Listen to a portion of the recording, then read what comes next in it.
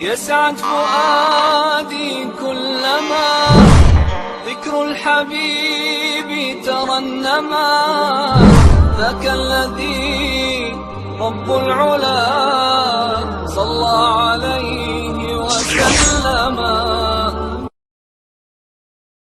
Many people, the brother said, many people in this country of Gambia and Senegal, they celebrate the birthday of the Prophet, and anything what the Prophet did is haram.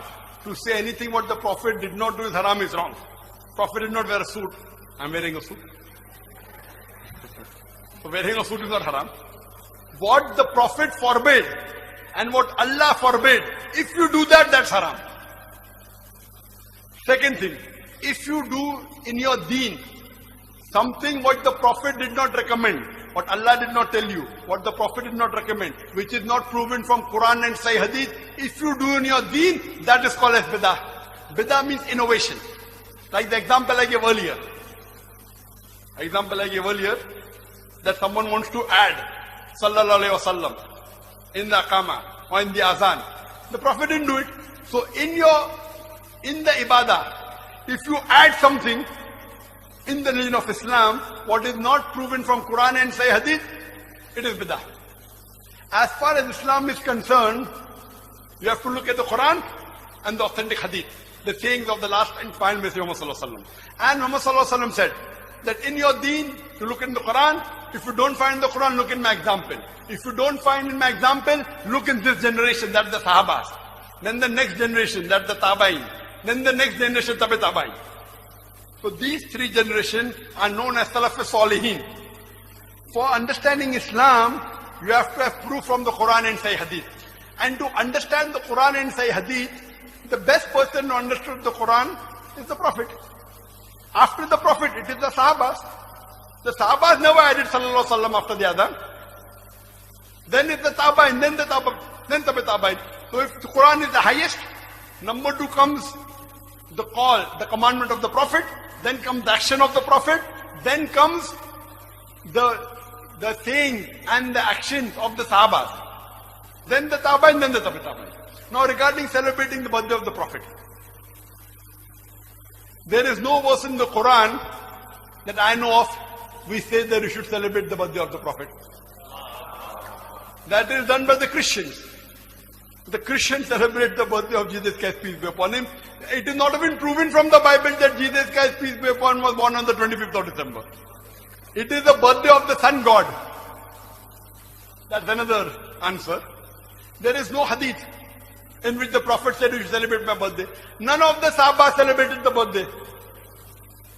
None of the Khulafa Rashidin, Hazrat Abu Bakr, Umar, Uthman, Ali, may Allah be pleased with them all. None of them.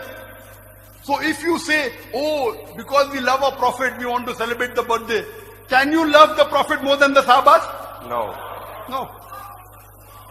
That if you put Hazrat Abu Bakr radiallahu anhu on one side, and the full Muslim Ummah, leaving aside the Anbiya, leaving aside the Prophet, Hazrat Abu Bakr, may Allah be pleased with him alone is heavier than the full Muslim Ummah, leaving aside the Anbiya. Now Hazrat Abu Bakr, may Allah be pleased with him, never celebrated the birthday. Hazrat Umar did not celebrate the birthday. You want to be better than them? How can you be better? So you want to go against the Prophet? No. None of the Sahabas, not a single, show me a single hadith in which the Sahabas celebrate the birthday. Even I will join you. Qul hatu burhanakum in kuntum sadiqin. Produce a proof if you are truthful. What do people do? People try and bring their innovation. You can bring your innovation in your lifestyle, no problem. Innovate and make a car, no problem. Make an aeroplane, no problem. In your deen, if you make any innovation, any bidah. الاحتفال بالمولد ينبغي أن ننظر له من 5 أوجه حقيقة. الوجه الأول أن النبي صلى الله عليه وسلم لم يحتفل بهذا اليوم أبدا، لم يثبت أبدا بل ولم ينقل ولا ضعيفا أن النبي صلى الله عليه وسلم احتفل بهذا اليوم، وكذا أصحابه أبو بكر، عمر، عثمان، علي، الحسن، الدولة الأموية، الدولة العباسية، لم ينقل عنهم شيء من ذلك أبدا، وهم أحرص الناس على فعل الخير، ولو كان خيرا لسبقونا إليه. الأمر الثالث أن النبي صلى الله عليه وسلم يقول: ما تركت خيرا أو ما تركت شيئا يقربكم إلى الله والجنة إلا وأمرتكم به، وما تركت شيئا يباعدكم عن الله ويقربكم إلى النار إلا وقد نهيتكم عنه. وهذا ما أخبرنا به، فلو كان خيرا لنبهنا إليه صلوات ربي وسلامه عليه. الأمر الرابع أنه لا يعرف على اليقين متى ولد صلى الله عليه وسلم أبدا. كل من يدعي أن النبي ولد في هذا اليوم ليس عنده دليل أبدا، لا يوجد أي دليل. واختلف أهل العلم في ولادة النبي صلى الله عليه وسلم على 7 أقوال أو 8، لا يدرون متى ولد صلى الله عليه وسلم، وإن كان الأكثر على أنه ولد في 12 من ربيع الأول، لكن بدون دليل، وإنما هكذا تناقله الناس، لكن لا يثبت شيء أبدا. لا يستطيع أحد أن يجزم أن هذا اليوم هو الذي ولد فيه النبي صلى الله عليه وسلم، وهو 12 من ربيع الأول. وأعظم هذه الأمور أنه بالإجماع أن 12 من ربيع الأول هو يوم وفاة النبي صلى الله عليه وسلم، فكأننا نحتفل بوفاته والعياذ بالله. باتفاق أهل السير والحديث أن النبي صلى الله عليه وسلم توفي يوم الاثنين 12 من ربيع الأول، ففي النهاية نحن نحتفل بموته والعياذ بالله. هذا واقع الأمر، أننا نحتفل بموت، كأننا فرحانين بموت النبي صلى الله عليه وسلم، وذلك لا يجوز حقيقة. الاحتفال وترك هذا هو الأصل، والذي يريد أن يحتفل بالنبي صلى الله عليه وسلم يحتفل به كل يوم، كما قلنا في عيد الأم يجب أن يكون عيد أمك كل يوم، ومن أراد أن يتكلم عن النبي صلى الله عليه وسلم فتكلم عنه كل يوم، في كل أسبوع نتكلم عن النبي صلى الله عليه وسلم، في كل شهر نتكلم عن النبي صلى الله عليه وسلم، في كل سنة نتكلم عن النبي صلى الله عليه وسلم، لا نخص يوما دون يوم ولا شهرا دون شهر. فالقصد أنه يترك الاحتفال بهذا اليوم. والله Maulid Nabi Shallallahu Alaihi Wasallam adalah merayakan hari lahir Nabi Shallallahu Alaihi Wasallam. Awal mulanya muncul tahun 230 Hijriah, dan ini muncul dari kerajaan dinasti Fatimiyah Syiah. Syiah ya, yang itu dibentuk pada saat itu di Mesir, dan mereka punya 6 macam maulid, dan sampai hari ini di Iran masih ada tuh. Jadi yang berfaham Syiah memang mengikuti ini. Sayangnya banyak ahli sunnah yang menarik ajaran ini, pemahaman ini ke pemahaman mereka, padahal sebenarnya pemahaman orang-orang Syiah. Dan Syiah ini jelas mengkafirkan sahabat, mengatakan Al-Quran kurang, gitu kan. Mereka punya 6 macam maulid. Maulid Nabi SAW, Hasan, Husain, Fatimah, Ali, dan rajanya mereka. Dan mereka pada saat membaca maulid dengan zikir-zikir yang sering kita dengar sekarang, itu ya mereka berdiri di tengah-tengahnya karena menganggap ruhnya Nabi SAW sedang lewat. Banyak orang ahli sunnah di Indonesia yang benci dengan Syiah, karena pemahaman Syiah jelas ya mengkafirkan sahabat, mencaci maki Abu Bakar dan Umar, mengkafirkan mereka, mengatakan Quran kurang, tapi mereka tidak sadar maulid yang mereka lakukan adalah acara dari orang-orang Syiah, gitu kan? Anda boleh kembali kepada buku sejarah, semua buku sejarah menjelaskan masalah itu. Jadi munculnya di tahun 230 Hijriah dan dilakukan oleh Syiah ya pada saat itu yang mendirikan dinasti Fatimiyah namanya. Baik, itu kurang lebih gambaran tentang sejarahnya. Dan orang-orang Syiah Fatimiyah waktu itu mengadakan maulid, review lagi kembali kenapa mereka buat. Ternyata mereka waktu itu di Mesir berbatasan dengan Bizantium, kerajaan Romawi. Dan waktu itu orang-orang Romawi mereka mengadakan maulidnya Nabi Isa, ya gitu. Maka orang-orang Syiah waktu itu mengatakan di Mesir, kalau gitu kita juga buat maulid untuk Nabi SAW. Maka dibuatlah. Dan sekarang Anda boleh tanya kepada siapapun, kiainya, habibnya, tanya, apakah Nabi SAW pernah melakukan maulid kayak Anda lakukan nih? Berzikir, baca salawat, berdiri, nganggap ruhnya Nabi sedang lewat, pernah? Pasti kalau mereka jujur mereka akan mengatakan tidak pernah. Ditanya, lalu kenapa Anda lakukan? Bentuk cinta kepada Nabi SAW. Bentuk cinta itu harusnya mengikuti dan mencontohi dan melakukan apa yang dicontohkan dan diperintahkan saja, nggak menambah, gitu kan? Karena kalau kita menambah seakan-akan kita menganggap Nabi SAW masih ada yang belum disampaikan. Para Nabi sudah pada saat meninggal menyampaikan semua. Apa kata Ibnu Katsir rahimahullah? Beliau mengatakan kalimat yang mulia pada saat menafsirkan surah Al-Maidah ayat 3. Al-yawma akmaltu lakum dinakum wa atmamtu alaikum ni'mati wa raditu lakumul Islam madina. Hari ini aku sempurnakan agama kalian, nikmatku untuk kalian, dan aku ridho Islam sebagai agama kalian, kata Ibnu Katsir.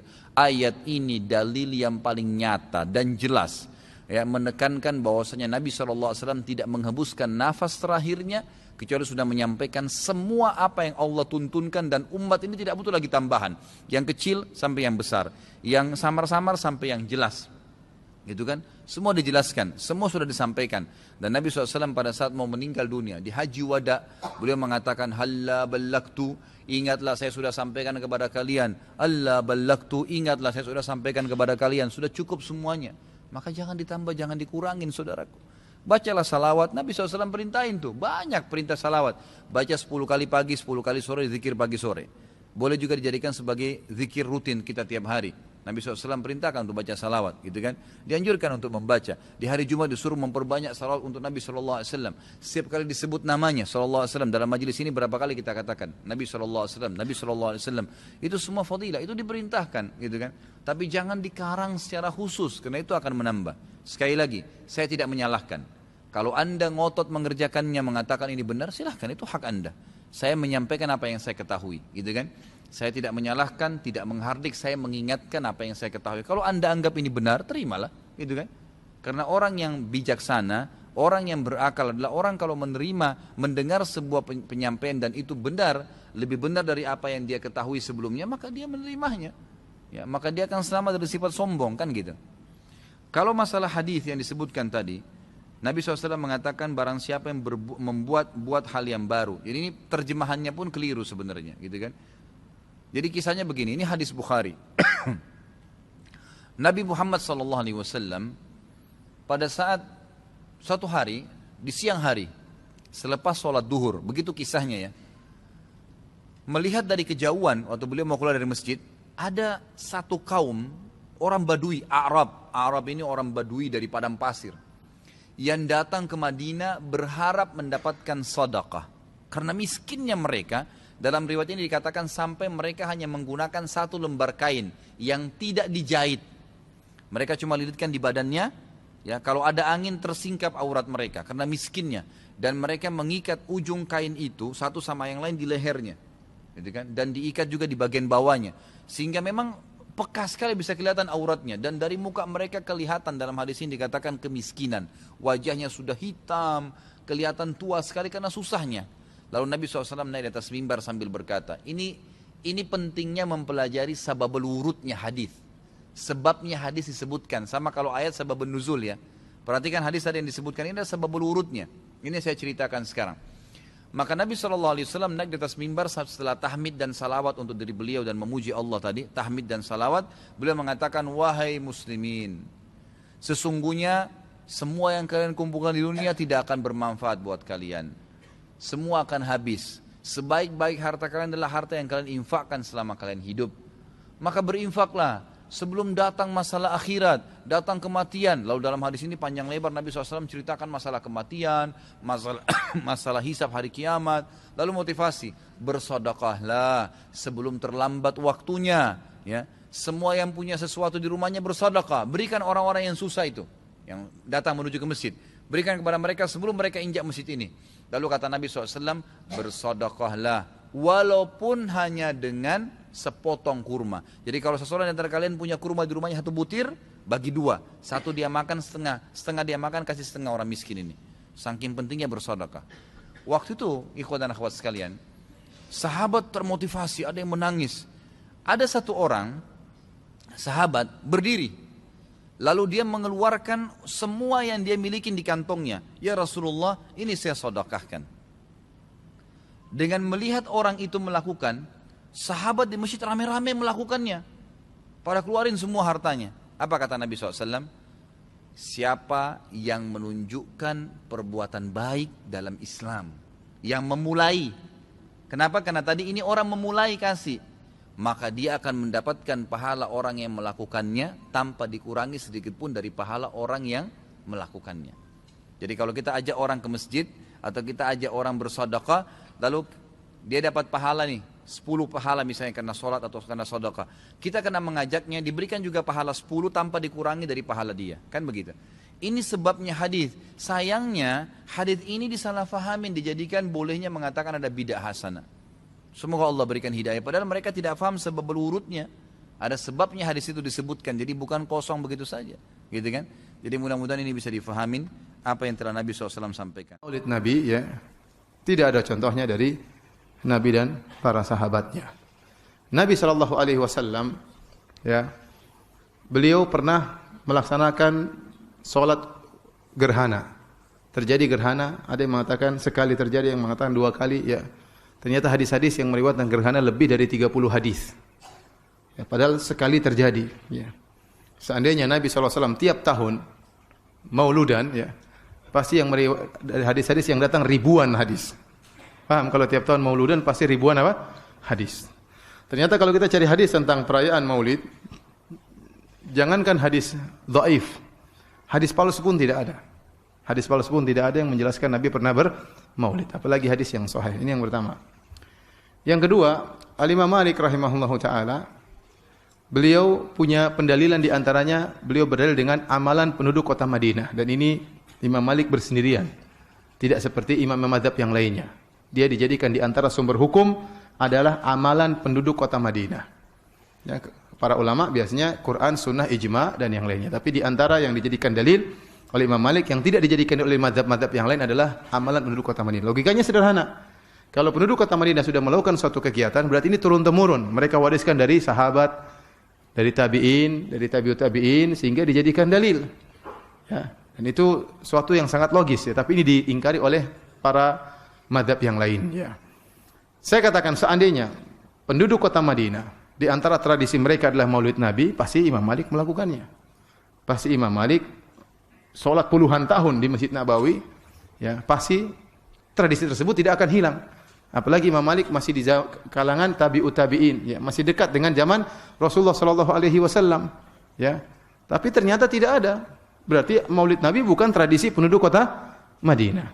Kalau itu tradisi penduduk kota Madinah, tentunya sudah, ya, diriwayatkan dalam buku-buku hadis, dalam kitab Muwatta'nya Imam Malik disebutkan para sahabat dulu demikian.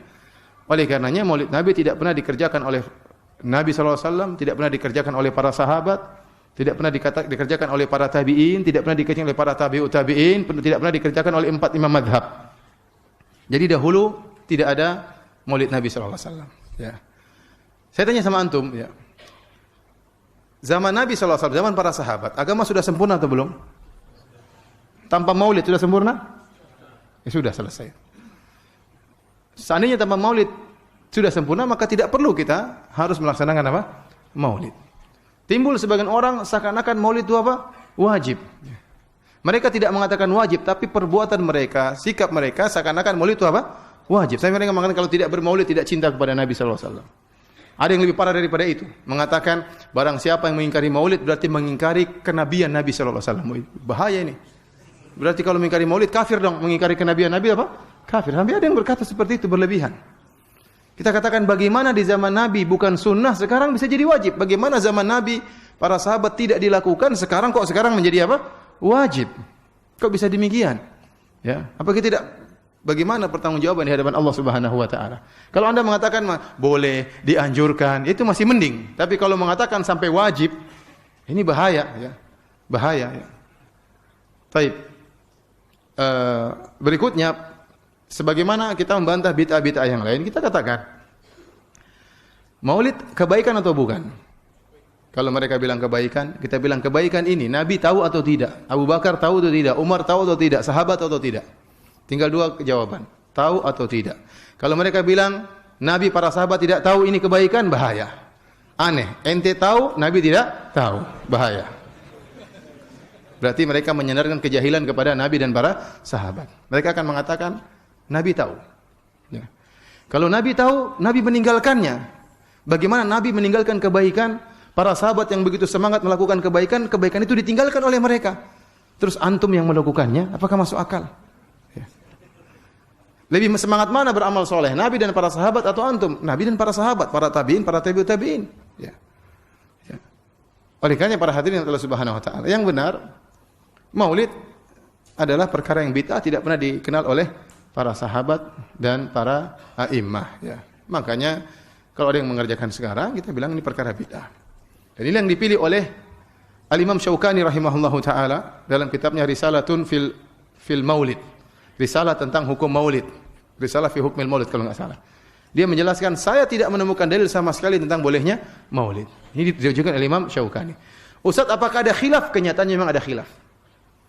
Kita dapati sebagian ulama-ulama Syafi'iyah mutaakhirin terutama, ya, seperti Ibnu Hajar rahimahullah, ya. Kemudian Ibnu Hajar yang dalam Fathul Bari mengatakan 3 kurun generasi tidak pernah melaksanakan maulid, tapi dia sendiri mengatakan maulid boleh.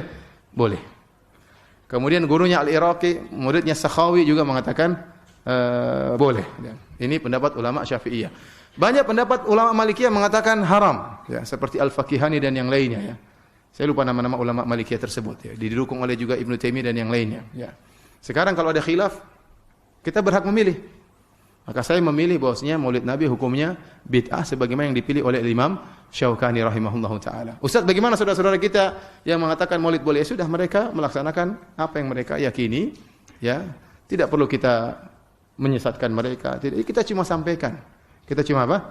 Sampaikan bahwasanya itu tidak pernah dikerjakan di zaman Nabi dan para sahabatnya, dan agama sudah sempurna tanpa acara tersebut, ya. Agama sudah sempurna tanpa acara tersebut. Dan kita katakan cara maulid yang benar yang diajarkan oleh Nabi sallallahu alaihi wasallam adalah puasa setiap hari Senin. Dalam Sahih Muslim Rasulullah SAW ditanya, wa su'ila an siyami yaumil itsnain. Nabi ditanya tentang puasa hari Senin. Maka Nabi mengatakan, dzaka yaumun wulidtu fihi. Itu adalah hari di mana aku dilahirkan. Jadi Nabi mengagungkan hari kelahirannya. Tetapi cara pengagungannya dengan apa? Dengan berpuasa setiap hari Senin, setiap pekan.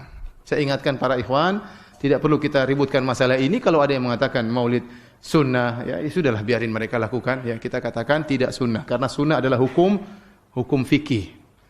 Ya, kalau bilang sunnah, mana dalilnya? Bagaimana Anda mengatakan sunnah sementara tidak pernah dikerjakan oleh Nabi dan para sahabatnya? Apalagi sampai pada derajat wajib, ya. Dari mana dalilnya? Ya, saya tidak berani mengatakan demikian.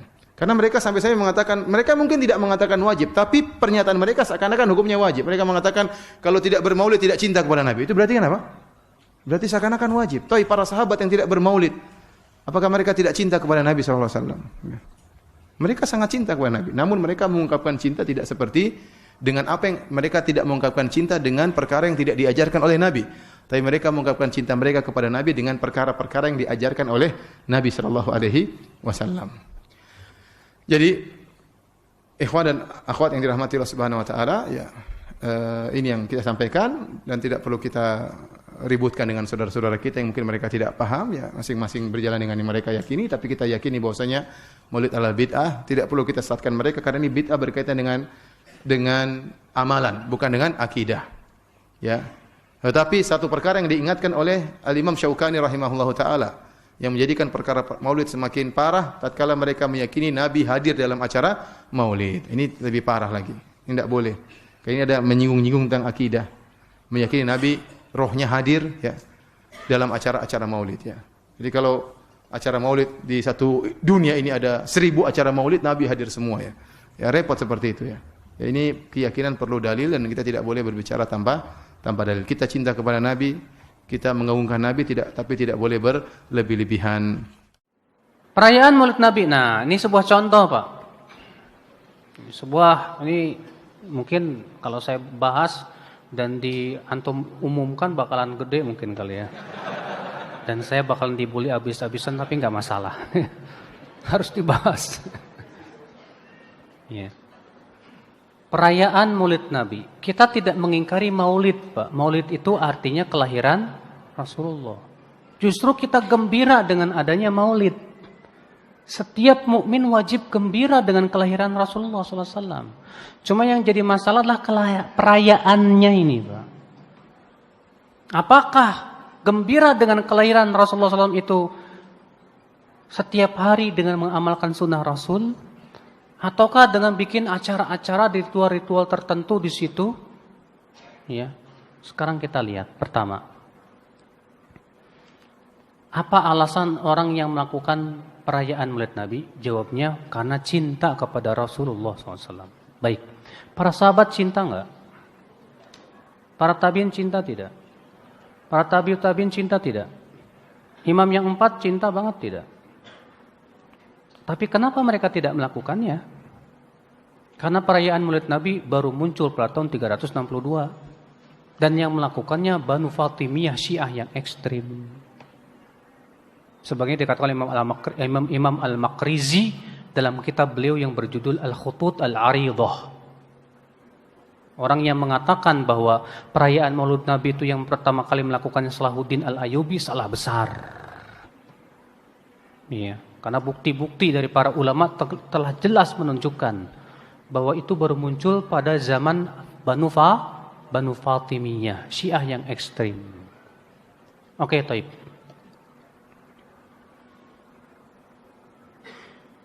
Ya. Apakah Nabi Shallallahu Alaihi Wasallam menganjurkan umatnya untuk merayakan kelahirannya? Tidak. Apakah para sahabat, para tabiin tidak lebih tahu tentang kebaikan masalah itu? Tidak. Apakah para tabiin, para imam yang 4, Imam Syafi'i, Imam Ahmad, Imam Malik, Imam Abu Hanifah juga tidak paham masalah itu? Pak, ini permasalahan nih, Pak. Kenapa mereka tidak lakukan? Padahal, pertama, mereka mampu melakukannya. Pendorongnya ada, yaitu cinta. Tapi kenapa mereka tidak lakukan, Pak? Adapun riwayat-riwayat yang disebutkan, siapa yang mengagungkan maulidku, maka ia dapat syafaatku. Itu hadisnya palsu, Pak. Riwayat-riwayat semua itu palsu. Maka dari itulah, Pak, kalau saya memandang bahwa perayaan seperti ini, ya, termasuk bab khilafiyah bukan ijtihadiyah. Saya memandangnya begitu. Khilafiyah betul khilafiyahnya. Tapi ijtihadiyahnya saya tidak memandang itu termasuk ijtihad yang diperbolehkan. Kenapa? Karena sama sekali ternyata sahabat, tabi'in, tabi'ut tabi'in, imam yang 4 pun tidak merayakannya sama sekali. Padahal mereka lebih semangat kepada kebaikan. Mereka lebih mencintai Rasulullah SAW. Taib, gimana kalau kita rayakan setiap hari? Dengan cara mengkaji sunnah-sunnah Rasul, menghidupkan dalam kehidupan sehari-hari. Apa itu tidak bisa disebut merayakan juga? Kalau makna merayakan itu artinya bergembira dengan kelahiran Rasulullah SAW. Mana yang lebih besar, Pak? Merayakan dengan cara kita gembira mengkaji sunnah-sunnah Rasul dan menghidupkan dalam kehidupan sehari-hari. Kita gembira melaksanakan perintah Rasul, gembira meninggalkan larangan Rasul, atau cuma setahun sekali, setelah itu hilang lagi. Yang nggak sholat tetap nggak sholat, yang mabok tetap mabok. Ya, akhi, ya. Jangan Anda kira kita yang tidak mau ikut-ikutan merayakan tidak cinta Rasul. Cinta itu bukan hanya sebatas di lisan. Tapi cinta itu akan terlihat dalam praktek dan amalan. Allah mengatakan dalam surat Ali Imran ayat 31, "Qul in kuntum tuhibbunallah fattabi'uni yuhibbukumullah wa yaghfir lakum dzunubakum." Katakan, jika kalian memang mencintai Allah, ikuti aku. Tuh lihat, cinta itu dengan cara apa? Ngikuti. Jadi katanya jangan ketika maulid bidah, Masya Allah. Katanya antum itu bidah dari kepala sampai kaki. Ya. Saya luar biasa kesal. Kadang ada orang yang bikin perbandingan begini. Maulid Nabi. Zaman Nabi tidak ada, coret. Zaman sahabat tidak ada, coret. Zaman tabiin tidak ada, coret. Zaman ini ada. Ya, kalau begitu dia apa namanya? Bidah. Ya. Baik. Jadi katanya kalau antum mengamalkan hukum seperti ini fatal katanya. Ya, ini fatal. Zakat pakai beras diberi contoh. Zakat pakai beras. Zaman Nabi coret, zaman sahabat coret, zaman tabi coret, zaman ulama coret. Ya zaman antum ada, berarti antum bid'ah pakai beras. Ini pertama masuk di dalam hal yang dia menyelisihi kaidah yang sudah jelas. Itu benar kaidahnya. Tidak ada di masa Nabi dan para tabi'in, tidak ada di masa Nabi, para sahabat, para tabi'in. Dari hal memang diterangkan, yang tidak ada itu kayak bagaimana bentuknya. Dari hal yang di masa Nabi itu sebabnya ada. Iya. Konsekuensi hal yang menyeru untuk melakukannya itu ada dan tidak ada penghalang di masa Nabi.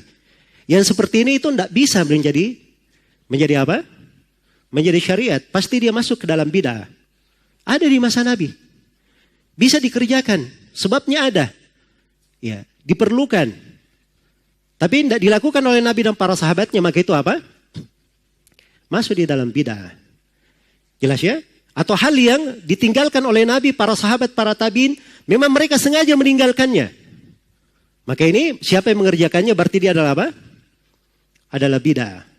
Ini memang kaidahnya di situ. Jangan dibolak-balik. Memang betul, dah semua yang tidak ada di masa Nabi itu bukan bid'ah. Mobil tidak ada di masa Nabi. Bid'ah atau bukan mobil? Ya, bid'ah secara bahasa, tapi secara syar'i apa? Tidak. Dia dibolehkan. Ya, jangan masuk dalam pembahasan itu. Fokus, katanya fokus. Ini keluar pembahasan. Ya.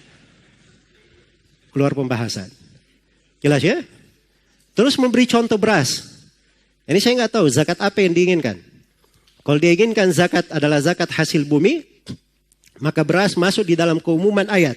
Wa atu haqqahu yawma hasadi.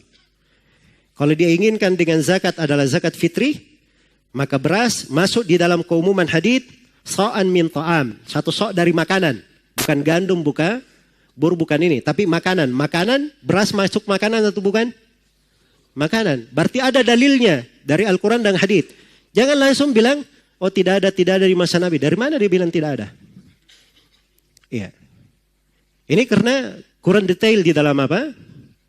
Melihat dari dalil-dalil. Ya. Siapa yang mengatakan bahwa mushaf itu dikumpulkan itu di masa Utsman? Tidak ada di masa Nabi sallallahu alaihi wasallam. Memang tidak ada di masa Nabi, tapi Nabi sallallahu alaihi wasallam sudah memberikan pondasi-pondasi syariatnya. Iya. Beliau perintah kepada Abdullah bin Amr bin As menulis dari beliau. Beliau berkata kepada para sahabat, "Uktubu li Abi Syah." Iya. Ini semuanya dari dalil-dalil yang menunjukkan bahwa penulisan itu adalah hal yang apa? Hal yang dianjurkan oleh Nabi. Karena itu ketika dikumpulkan, itu berjalan sesuai dengan kaidah-kaidah yang sudah diterangkan oleh Nabi sallallahu alaihi wasallam. Sama dengan sholat tarawih. Ya. Memang di masa Nabi tidak ada sholat tarawih setiap hari. Tapi sholat tarawih itu pernah dilakukan oleh Nabi. Pernah dilakukan oleh Nabi. Walaupun cuma 3 malam beliau keluar. Dan alasannya beliau tidak lakukan setiap hari ada. Karena khawatir akan diwajibkan kepada siapa? Kepada umatnya. Jadi jangan dikatakan tidak ada dalilnya. Iya. Kadang pendalilan itu tidak harus secara nas. Mungkin ada teks umum atau ada makna yang melekat ke sana. Ya, tapi itu tadi kaidahnya, jangan keluar dari makna itu tadi.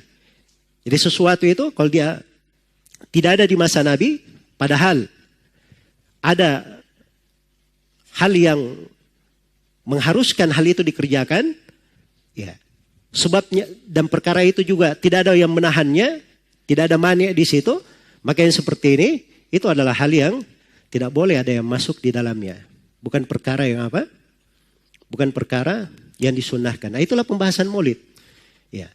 Alasan Maulid apa? Cinta kepada Nabi. Cinta kepada Nabi, semua orang cinta kepada Nabi atau tidak? Iya. Makanya kita tanyakan, kalau memang cinta kepada Nabi, tidak ada yang lebih cinta kepada Nabi melebihi para sahabat Rasulullah SAW. Mereka tidak ada yang bikin Maulid. Iya. Jadi sebabnya ada di masa Nabi Sallallahu Alaihi Wasallam. Tapi tidak ada para sahabat yang melakukannya. Menunjukkan bahwa itu tidak disyariatkan. Dan tidak ada penghalang. Ya. Menunjukkan bahwa itu bukan syariat. Nah, itu cara memakai kaidah. Jangan mencampur baurkan antara ini dan itu. Nah, ini perkara yang tidak bagus ya. Membawa kepada apa? Kita namanya menyentuh pembahasan-pembahasan yang sudah dikaji secara ilmiah oleh para ulama. Di ilmu usul fikih itu pendalilan itu ada sumbernya. Ada dari Al-Quran, ada dari hadits, ada dari ijma, ada dari qiyas, ada dari ucapan sahabat. Ya, sebagiannya ada yang menghitung istihsan, ada yang berdalil dengan amalan penduduk Madinah. Ya. Ada yang berdalil dengan masalih mursalah. Itu kan dibahas di pembahasan usul fikih. Jadi cara pendalilan itu ada cara berdalilnya. Ya bukan sembarangan. Jangan seorang itu kalau dia tidak sependapat dengan orang lain, keluar darinya kalimat-kalimat yang kalimat ini tidak cocok di dalam apa? Di dalam ranah silam pendapat. Baik.